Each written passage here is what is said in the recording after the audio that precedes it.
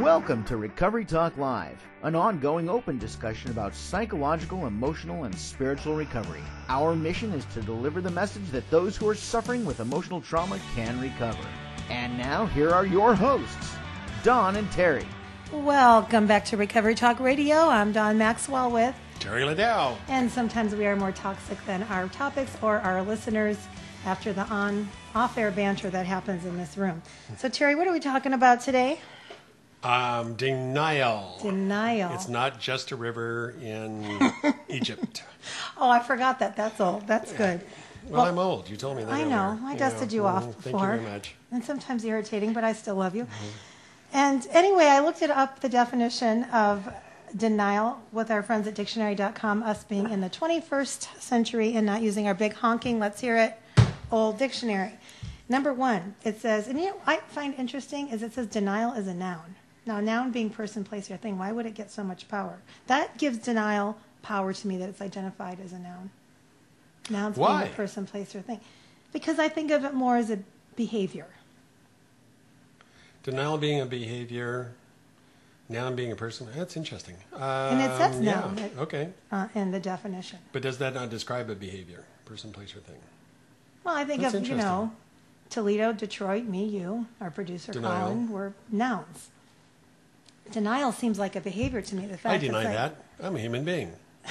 I am not a noun. You're not a noun. Well, how can denial be a noun? That gives it. To me, that just gives it a lot of power. Do you think it's a verb? Maybe. I just don't see it as a noun. It's interesting because denial is an action item. Yes. I have to deny something. Okay, now I did not do well in English classes. Yes. That's So okay. diagramming a sentence isn't my strength. It's okay. We don't have to go to the ugly place for it. It's a very ugly place. But it's interesting because denial is saying something is not true. Right. Now, according to definition one, and I do have a journalism degree, so I do look at these things, and that bothered me because of that. It's the definition number one from dictionary.com, statement that something is not true. So that's the obvious one for denial. Now, in our last segment, in our last show, we used definition number 6 because that rang most true for us in recovery. Number 2 is refusal to believe a doctrine, and then I put in parentheses a reality. Now that seems true for us in recovery. Refusal to believe a reality. Still don't see it as a noun, but the refusal, that's an interesting thought. Okay, so the refusal to believe the truth is another way to say that. Yes. Now, if I'm your patient, because what are you, CDAC, CBAC, CHAC? What are you? I know. What is your credential for counseling? I always mess it up. I have a certified drug and alcohol counselor, level 2, state of California. CDAC or CBAC? What is it's called a KDAC. KDAC. Okay. Yeah. If I'm your patient and I'm saying prefer client. I don't do patients. Okay, so that patients you can't are lock in me hospitals. Up. All right. Sometimes, I don't know, Terry, but all right, so I'm your client, and you're my KDAC? I'm your counselor. Okay, let's pretend we're going to do role-playing here, and I say, Terry, what is denial? I'm not in denial. How would you explain that to me? There's a couple of 3 things that I work with in denial, and the question is, back to reality, is what is true for you? Now, if you tell me I don't have a problem, but you on probation or parole, there's a conflict there. As the guy's cuffed to your couch. Yeah, I see it. It's like, okay. If you say I don't have a problem, but my doctor won't give me enough of the pills that I require, be they antidepressants or painkillers or whatever. If you say I have a medical marijuana card because I have anxiety and I need to relax, but there's no physical reason, that a true medical issue is you just want to smoke, I would say that there's some issues in here. Is it prescribed for anxiety now, marijuana? Marijuana is a very interesting thing because it actually works, which is the good, bad news. Well, don't say that. The whole It audience does. will get high. Stop. It does work. No, we don't promo drugs on Recovery Radio. I didn't say you buy it. I said it works. Well, let's not even put the taste buds out, okay. and make marijuana people want does to get not high. work for all you people I'll be out there smoking who are a joint smoking before it. you know There it. you Now, go. cut that out. So the process of all medications work, though, dear. And wait, So, just for my kids, I'm not really smoking a joint, or nor Okay. would I. Do they even call them joints anymore? Is it reefer? Yeah, they do. Okay, I don't Yeah. know. I just So the don't pro- know what would the you current stop? look- All right. Thank you. Go ahead. Okay, so the process of this is that you've got a situation in which the reality of your life, if your life is functioning okay, I mean, if you're doing the things that you want to do, the people that care about you are happy with what you're doing, then life is probably Good sign. okay. But if the people who care about you tell you got a problem, regardless of what you think, you do. And so one of my measuring sticks when people come in is to ask them and or the people that surround them, does this person have a problem? And pretty much I'll get a pretty straight answer. But I found that the people that come in to see me, who sit on my couches, if you will, are there for a reason. They didn't just walk down the street and say, that guy looks good, so I'm going to go sit in his office and pay him money. That's not the way it works. So most people who come in recognize that there is something going on. They may not want to accept it. They may want to try to mitigate the circumstances or say it's, the typical, well, it's not that bad compared to somebody else. Right. But people kind of know what's going on. Okay. I love that marker. That was excellent. What you said. How do the people in your life feel you're doing? Unless they're all high themselves, you know what I mean, and they think you're in a party, that's a really good marker. Well, we have a thing in the world that I work and live in is called the IP. And the IP is what we call the identified problem and the identified patient. And the IP typically is the one that the family says is a problem. And so I usually get good information from the support system that's around them saying, this is really what's going on and stuff. So the indicators for most of the time when people come in and sit down, the denial is more noise than anything else. It's not people who really are out of touch with the reality don't show up in my rooms very often.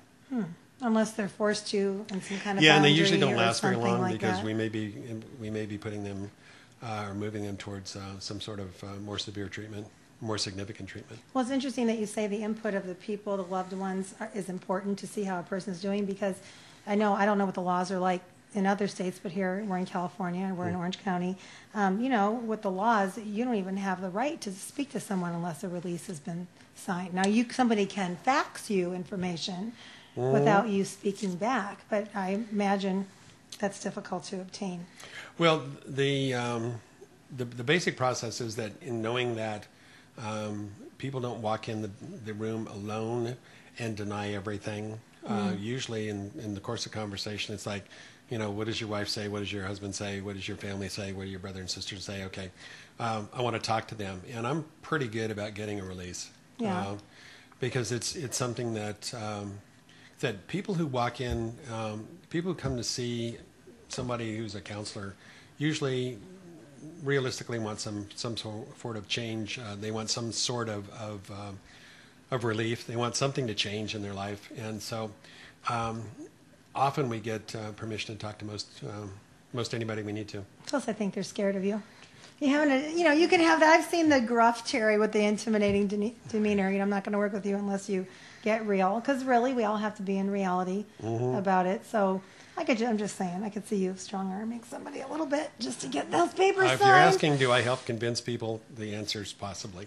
So for our listening audience, if someone's out there saying, I don't know what they're talking about, I'm not in denial, what could be a self-marker for a person who's listening and doesn't think that they have a problem and really might? I think denial really is if you're making excuses for how life is going and it isn't going the way you want it, and in essence you're identifying everybody else. Everybody else is if everybody else would only, and you're not willing to change what you're doing, that's pretty much my best marker. So if your wellness is contingent upon everybody around you changing, maybe you need to take a look at yourself. I would think. That would be the key. Does denial get promoted to a noun for having that much power? Still hung on that. It's like, since remember English and I don't get along real well. I know. I think it's a verb for me. Yes.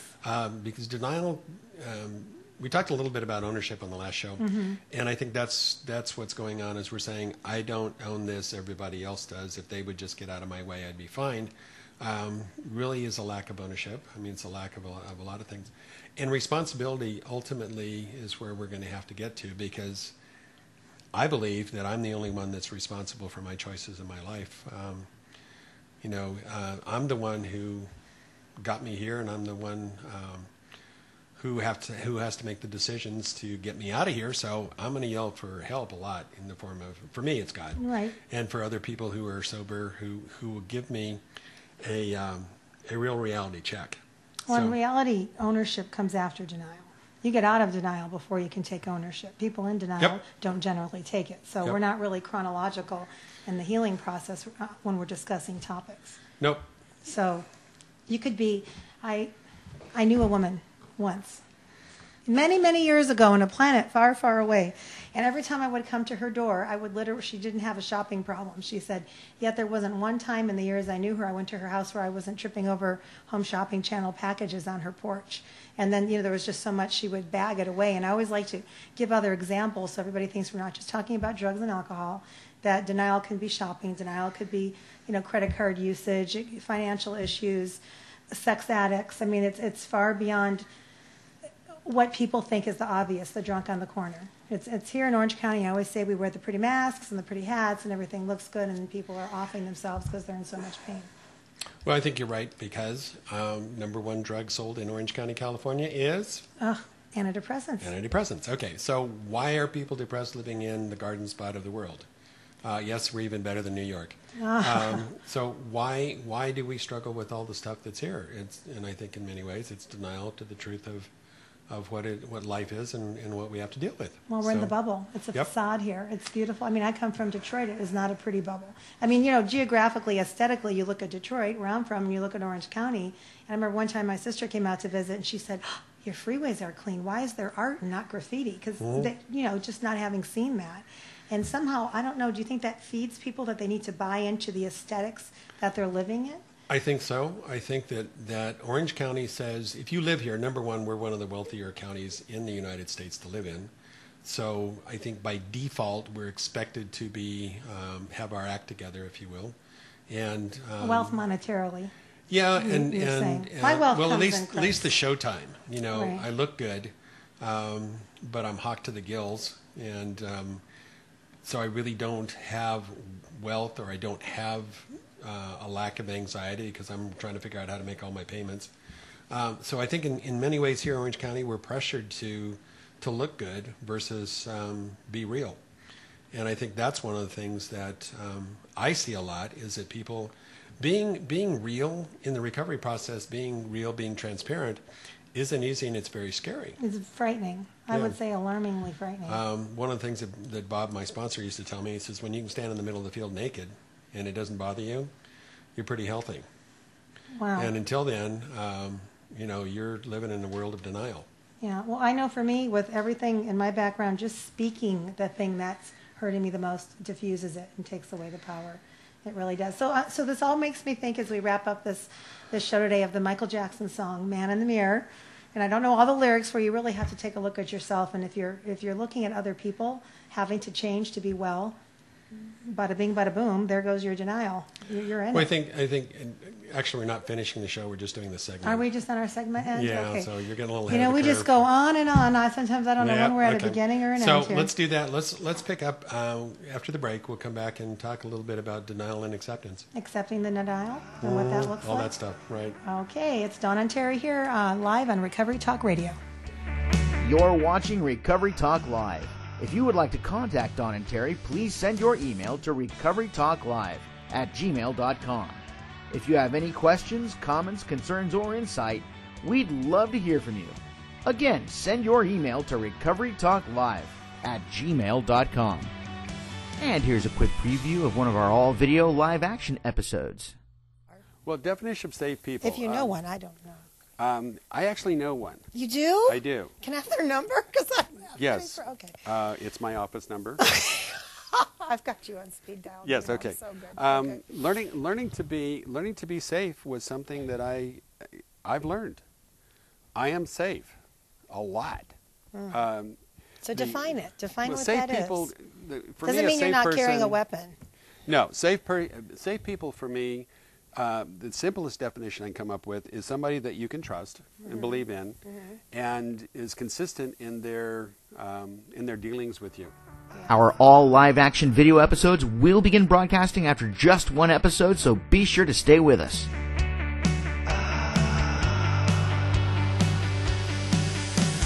We're back live with Recovery Talk Radio with Don and Terry, broadcasting live from Orange County, California.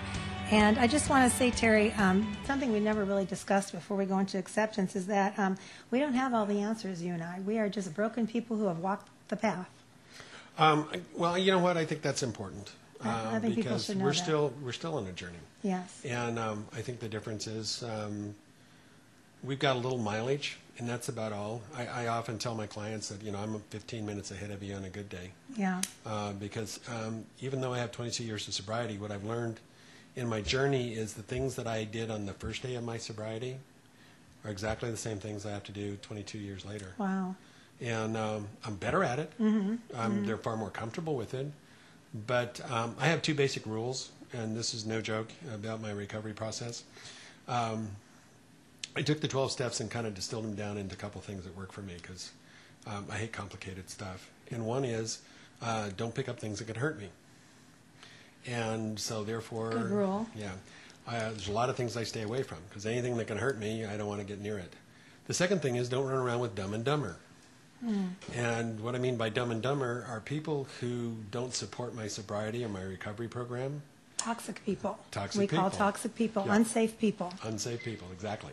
So the people that that are currently in my life are people who have the ability and care enough to speak into me and say what you're doing is okay or what you're doing is not okay. And they have permission. They have permission to talk to my wife if they think I'm out of bounds in any way. Right. So, okay, that's cool. You let your okay. spouse talk to them. That Absolutely. shows that you're a safe person, Yeah. the fact that you would allow that to happen. Well, in doing that, there's things in recovery, and most of us have been in recovery. Who's the best liar I know? Me. Me, yeah, Yeah, absolutely. of course, okay. yeah. So if I'm the best liar I know, I can justify and rationalize almost anything. Right. So part of my journey is to say, okay, since I'm the best liar I know, Peggy knows me really well. So why not let her be a person that's available to others to make sure that I'm okay? Right. And so that was an interesting thing. And she said, sure. She'd be happy to talk to anybody. So right now, anybody can call my wife and say, is he okay? Well, we have to do a show on safe people, because that is just such an important part of recovery. I think you're right. It really is. But it also shows, on our topic today, acceptance, also labeled a noun at dictionary.com, which, I hate that because it gives us so much power. But for you to allow her to do that shows that you are accepting of your situation, that you are a recovering addict, you need help, I'm in recovery, I need help. That means you've broken the denial. I mean, that acceptance can't come until we're out of denial, so we're not doing that dance. Well, I think that's the bigger thing, is that I can accept the fact today that my best thinking doesn't serve me well. I think today I accept the fact that my wisdom, my journey isn't over. I don't have it all figured out, like you were talking about when we came back from break. And that is that we're just kind of trying to figure out how to get from one end of the day to the other. And I'm very thankful that I get 24 hours to work with. I've learned to sleep until about 7 a.m., That's good. which means I got 7 hours less that I have to deal with, and I try to go to bed before midnight. So I got a few hours in between, and I put work in the way, and I put safe people, which is a big thing that will be. We have to do a show on safe people. Yeah, We do. and so that my time is occupied by people that are safer for me than I am. Because you came to acceptance. Because you were able to look outside of yourself, as was I, and say, not well, in denial, meaning if you asked anybody around me, that's the marker that we set up in the last show, not doing well, needs to take some ownership, which was what we encourage our listeners And I think to do. accepting the fact that ownership of my frailty, ownership of my my inability to manage myself, the fact that I don't know what's right and wrong every day, all the time. Right. And allowing people to be part of my journey, I think is huge. What do you remember? I'm trying to think. I remember the moment that I came to acceptance from denial, and I was sitting in my first step study again, 95 pounds heavier. And I remember, and this is such an important dynamic, and I'm sure you may have, well, I can't speak for you, but for myself, experiencing in that group, in that circle, the fact that the person who came the week before me is a week ahead of me. And then the person's going to come the week after me, I'm a week ahead of them, and we all have something to offer each other. And I remember sitting there and being in so much pain as all the childhood abuse came up. I could only hold on to the edge of my chair and sob. Yet there were people who were living in the victory. There were people who had overcome abuse, childhood abuse, and were sitting there victorious. They had other issues to work on as a result of that, but they had reached that point of it. For me, acceptance was accepting that I had been abused as a child. I was in denial about that. I buried it. I tried to mask it with alcohol, with food, with busyness, with everything I could, till I blew up, circumstances blew up, and I had to deal with it. And then I was accepting of it. I spoke it. It lost power with safe people that I trusted, where there's a strong code that won't be violated, that your stuff isn't out there. What was your acceptance like, your turning point? People learn best from hearing our stories. Yeah, I think for me, it was kind of interesting because came to believe that a power greater than myself could return me to sanity was a toughie, because in my journey of denial, if you will, I thought I was pretty smart. I thought I was brilliant. And the problem is, the best liar I know was telling me that. And so the journey of accepting the fact that maybe I couldn't do this by myself, because growing up in an alcoholic, violent family, the problem that I had is I thought I had to take care of everything. Right. I had to protect me. I had to make sure. I mean, I was the go-to person for me, but I never could make a good decision. Stand for a very for a length of time. So I would make one decision, then I'd change, and I was all over the map. So I was a mess. And so the thing that really was so good for me is very similar to yours. I went to a meeting. Yeah. The guy stood up and kind of told my story. That's what happened. Sounded a lot like me, and I went, wow. Wow. And I went over and I talked to him, and he said, yeah, this is my story. And I went, you get me. Yeah. And it was like, wow.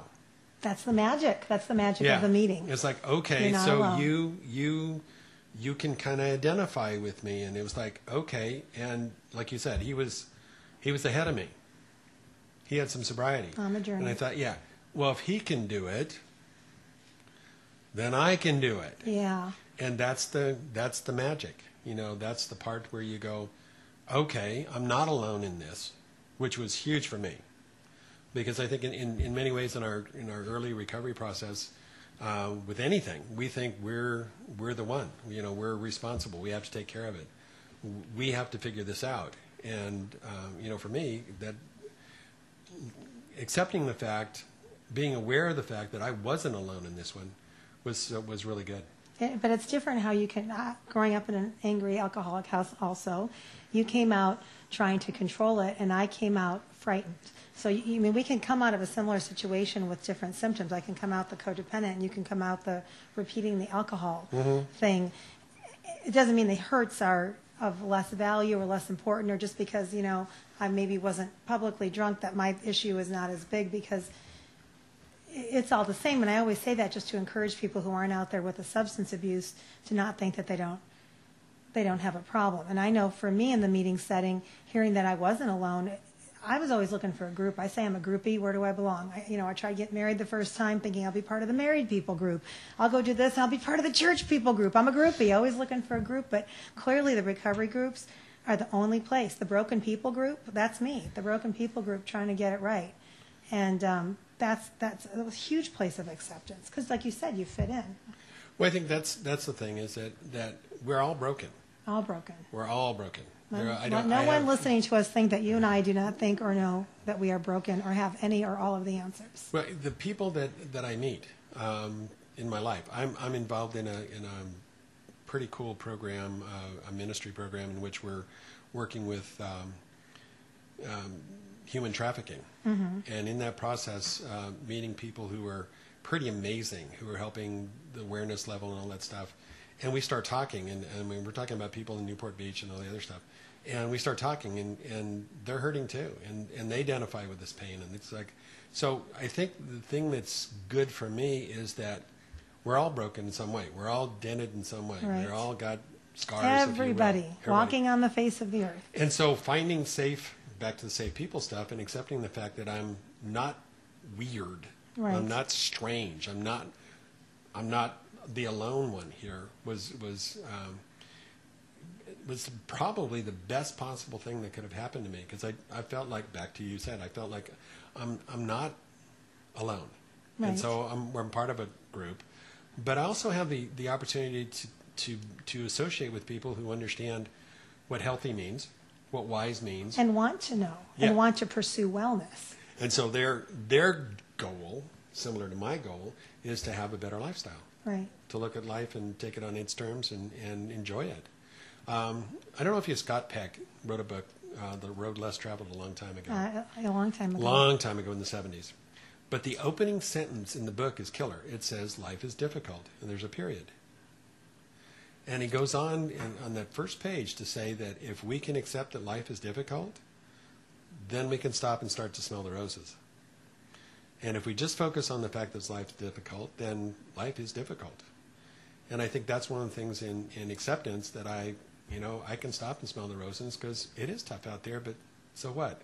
I get to journey, if you will. I get to walk along with people and have an awful lot of fun and do things like this that I wouldn't have done in my previous life. See, and I came out of my situation as a child feeling crazy. I thought I was losing my mind. Every day I'd drive around, I'd be going to college, working, and calling my best friend at payphones saying, I think I'm going crazy today, I think I am. And she'd give me, the verse from Timothy, and I would claim my sound mind and God giving us a sound mind, and it would get me through.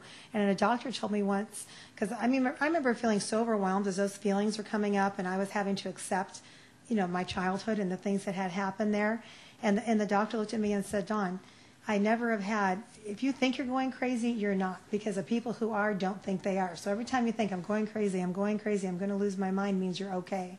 Because there's no one that comes in here, thinking that the crazy people don't think they're going crazy, is basically, that was like a healing statement for me. I mean, just something off the cuff where I thought, okay, I'm thinking I'm nuts, so I'm not. Because the people who really, and I'm not making light of brain disorders or in mental illness, don't think that they are losing it. So if you're questioning your sanity out there, you're probably okay and in a good place to get help.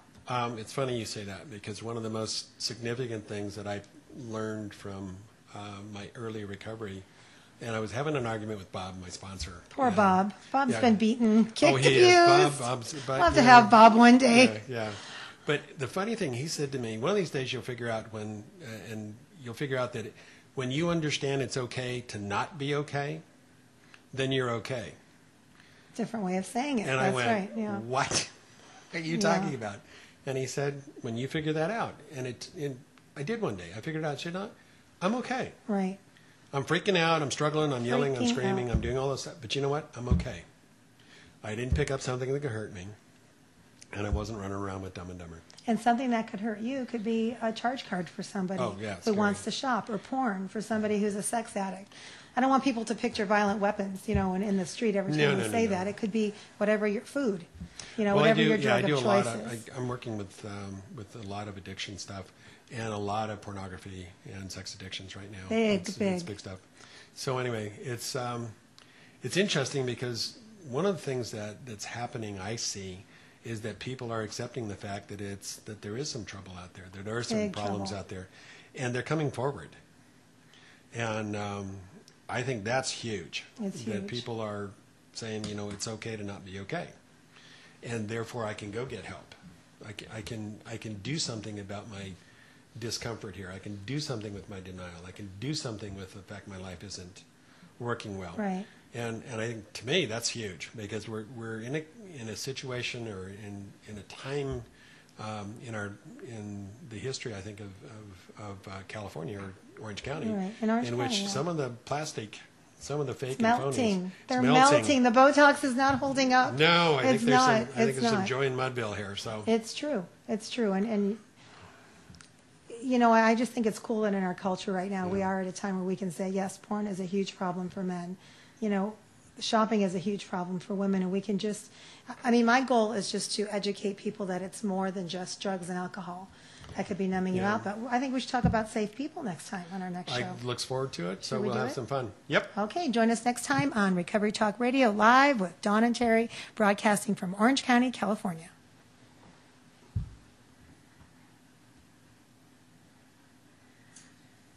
That was hard. That was a heavier one.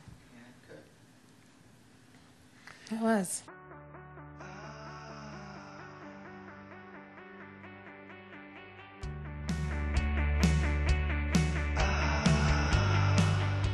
You've been watching Recovery Talk Live. If you have questions, comments, concerns, or insight, we'd love to hear from you.